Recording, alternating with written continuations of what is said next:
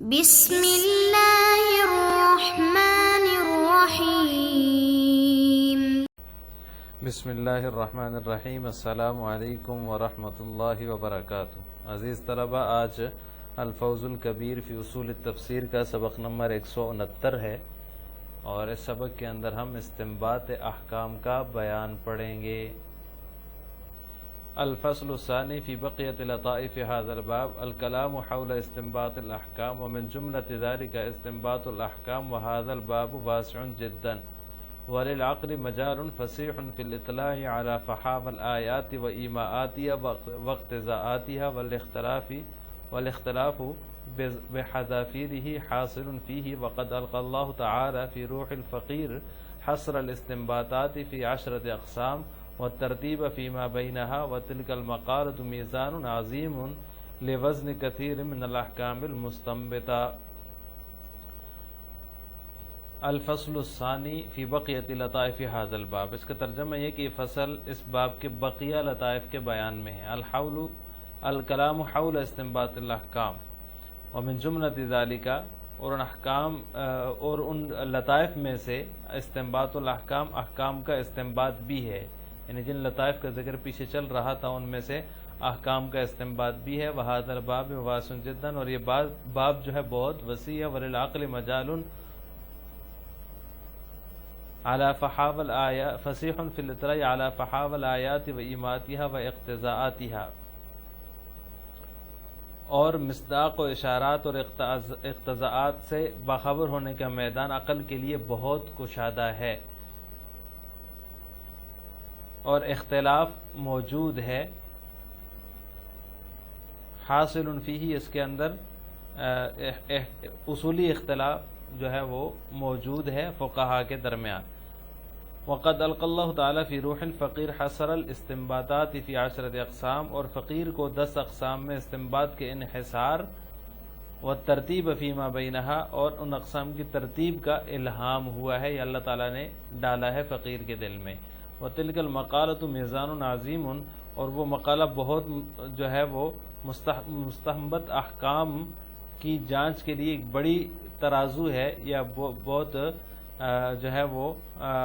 کسوٹی ہے، بڑی کسوٹی ہے یا ترازو ہے، میزان عظیم۔ الفصل الثانی کے اندر مصنف رحمہ اللہ تعالی لطائف کا ذکر کر رہے تھے پیچھے، تو دوسری فصل یہاں پر قائم کی، اور اس کے اندر احکام کے استنباط سے متعلق جو لطائف ہیں ان کو ذکر کر رہے ہیں۔ فرمایا کہ اس باب کے بقیہ لطائف کے بیان میں ہے یہ فصل ثانی، تو ان میں سے جو سب سے پہلے ہے وہ احکام کا استنباط ہے، یہ بھی ایک لطائف میں سے ہے، اس کو بیان کیا۔ تو آج کے سبق میں ہم اس کی تفصیل پڑھیں گے۔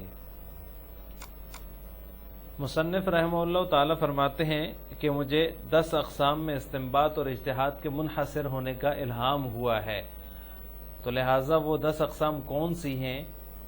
اور ان کی مثالیں کیا ہیں، اور ان کی تفصیل کیا ہے، تو ہم ان اقسام کو تلخیص اور تسہیل کے ساتھ ذکر کریں گے۔ استنباط کی 10 اقسام، گفتگو کرنے اور دوسرے کے کلام سے مضامین اخذ کرنے کے عام طور پر 4 طریقے ہوتے ہیں، جو واضح ہونے کے اعتبار سے یا ان میں خفا ہونے کے اعتبار سے وہ آپس میں مختلف ہوتے ہیں۔ تو ان میں سب سے پہلا طریقہ جو ہے وہ ہے کلام میں اس بات کی صراحت ہو کہ حکم فرد متعین کے لیے ثابت ہے، اور حکم صریح متکلم کا مقصود ہو، اور کسی اور معنی کی گنجائش نہ ہو۔ یہی سب سے واضح طریقہ ہے، یعنی دوسرے کے کلام سے مضامین اخذ کرنے کا جو پہلا طریقہ ہے وہ یہ ہے کہ کلام میں اس بات کی صراحت موجود ہونی چاہیے کہ یہ حکم فرد معین کے لیے ثابت ہے، اور حکم صریح ہی متکلم کا مقصود ہے، یعنی جو حکم صریح ہے اس کے اندر جس بات کی صراحت موجود ہے کہ یہ متکلم کا مقصود یہی ہے، اور کسی معنی کی اس میں گنجائش نہیں ہے، تو سب سے واضح طریقہ یہی ہے، اور سب سے اعلیٰ اور واضح طریقہ ہے حضرت شاہ صاحب رحمہ اللہ تعالیٰ کے نزدیک بھی۔ دوسرا طریقہ، کلام پہلے طریقے کے اجزاء ثلاثہ میں سے کسی ایک سے خالی ہو، یعنی جو پہلا طریقہ بیان ہوا ہے کہ حکم فرد معین کے لیے ثابت ہو، اور نمبر 2 حکم صریح ہی متکلم کا مقصود ہو، اور نمبر 3 اس کے اندر یہ بات تھی کہ مقصود متکلم کے علاوہ کسی اور معنی کی گنجائش نہ ہو۔ تو اب ان اجزاء ثلاثہ میں سے کسی ایک سے کلام خالی ہو تو وہ پھر دوسرا طریقہ کہلائے گا، پہلا طریقہ نہیں ہوگا۔ اس کی 3 صورتیں بنتی ہیں۔ پہلی صورت ہے حکم فرد معین کی بجائے کسی عام عنوان کے لیے ثابت کیا گیا ہو، یعنی وہ فرد متعین کے بجائے کسی عام عنوان کے لیے ثابت ہو۔ تو دوسری صورت وہ ہوگی مخاطب نے مقصود متکلم سے زائد کوئی ایسا مضمون اخذ کر لیا ہو جس سے دلالت کرنے والا لفظ کلام میں موجود ہو، یعنی جو پہلا طریقہ تھا اس میں یہ بات موجود ہے کہ مقصود متکلم سے زائد کوئی اور معنی کی گنجائش اس میں نہ ہو، لیکن دوسرے طریقے کے اندر یہ ہے کہ اگر جو زائد کوئی ایسا مضمون اخذ کر لیا مخاطب نے، سننے والے نے، جس پر دلالت کرنے والا لفظ اسی کلام کے اندر موجود ہو تو یہ پھر دوسرا طریقہ بن جائے گا۔ اور تیسری صورت دوسرے طریقے کی یہ ہوگی کہ کلام میں کسی اور معنی کی گنجائش موجود ہو، جیسا کہ الفاظ مشترکہ اور مجاز متعارف اور حقیقت مستعملہ کے درمیان دائر الفاظ میں تعارض قرائن کی صورت میں ضمائر اور اسماء اشارات میں مقصود متکلم کے علاوہ معنی کا احتمال پایا جاتا ہے، یعنی جتنی چیزیں ہیں جو حقیقت ہے، مستعملہ ہے، الفاظ اور مجاز متعارف ہے، الفاظ مشترکہ ہے، اب ان کے درمیان جو الفاظ میں تعارض ہے وہ قرائن کی صورت میں ضمیر کی شکل میں، اسم کی شکل میں، اشارے کی شکل میں مقصود متکلم کے علاوہ کسی معنی کا احتمال اس میں موجود ہوتا ہے۔ تو لہٰذا اس صورت میں پہلے طریقے کی بنسبت جو ہے وہ وضاحت کم ہوتی ہے، تو لہٰذا یہ 3 صورتیں ہو جائیں گی دوسرے طریقے کی۔ اس کے بعد ہے تیسرا طریقہ۔ تیسرا طریقہ مخاطب کلام سے ایسا مضمون سمجھے جس سے براہ راست الفاظ کی دلالت نہ پائی جاتی ہو۔ اس کی بھی 3 صورتیں بنتی ہیں، یعنی براہ راست الفاظ کی دلالت اس پر نہ پائی جاتی ہو، ایسا مضمون وہ مخاطب اس سے اخذ کر لے، سمجھ لے اپنی سمجھ کے مطابق۔ تو اس کی بھی 3 صورتیں ہیں، اس میں ایک فحوہ جس کو کہا جاتا ہے، یعنی عبارت کے معنی لغوی سے علت یا نتیجے کے طور پر کوئی بات سمجھی جائے، اور دوسرا اقتضاء ہے، یعنی معنی مستعمل کے لزوم کے توسط سے کوئی بات سمجھی جائے، خواہ لزوم عرفی ہو، عقلی ہو یا شرعی ہو۔ تیسری چیز ہے ایما، یعنی کلام سے ایسا مناسب مضمون اخذ کرنا جو مراد متکلم سے زائد اور اس کے مقابل ہو۔ تو یہ جو ہے تیسرا طریقہ ہوگا، اور اس کی بھی 3 صورتیں ہوں گی۔ اس کے علاوہ جو چوتھا طریقہ ہے وہ یہ ہے کہ مضمون کلام سے استدلال کیا جائے۔ اس کی بھی 3 قسمیں بنتی ہیں۔ نمبر 1 الدرج فی العموم، یعنی عام کے تحت داخل ہونے کی وجہ سے کسی خاص پر عام کا حکم نافذ کر دینا، جیسے الذئب ذو ناب وکل ذو ناب حرام۔ اب یہ جو ہے بیڑیے کے اوپر اس کا حکم جو ہے وہ ثابت کر دیا، مضمون کلام سے جو ہے وہ استدلال کیا ہے، اور عام کو خاص کو جو ہے وہ عام کے تحت داخل کر کے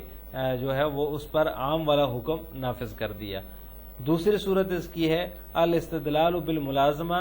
او المنافات، یعنی کسی حکم کے ثبوت کے لیے 2 چیزوں کے باہمی تلازم یا منافات سے استدلال کرنا۔ جیسے اگر وتر کی نماز واجب ہوتی تو راحلہ پر ادا نہ ہوتی، یعنی سواری پر ادا نہ ہوتی، لیکن وہ سواری پر ادا ہو جاتی ہے، لہذا واجب نہیں ہے۔ تو اب یہ جو ہے کسی حکم کے ثبوت کے لیے جو آپس میں 2 چیزوں کا تلازم ہے یا باہمی ان کے درمیان جو منافات ہے اس سے استدلال کیا گیا ہے کہ اگر وتر کی نماز واجب ہوتی تو سواری پر نہ ہوتی، لیکن وہ سواری پر ہو جاتی ہے تو واجب نہیں ہے۔ اور تیسری چیز چوتھے طریقے میں وہ قیاس ہے، یعنی علت مشترکہ کی وجہ سے ایک صورت کو دوسری صورت کے مماثل بتانا، جیسے الحمص ربوی کالحنطہ، گیہوں کی طرح چنا بھی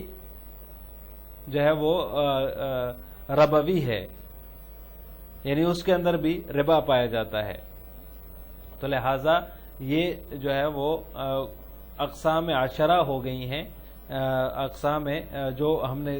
3 قسمیں جو ہے وہ آخری 3 طریقوں کی، دوسرے تیسرے اور چوتھے کی 3 قسمیں آپ کے سامنے ذکر کی، تو 9 یہ ہو گئیں، اور ایک پہلا طریقہ جو ہے وہ 10۔ تو اس طرح ملا کر یہ جو ہے وہ 10 اقسام بن جاتی ہے، تلک عشرۃ کاملہ۔ آج کے سبق کا خلاصہ یہ ہوا کہ ہم نے لطائف کے بیان میں استنباط کی 10 اقسام کی تفصیل پڑھی ہے۔ السلام علیکم ورحمۃ اللہ وبرکاتہ۔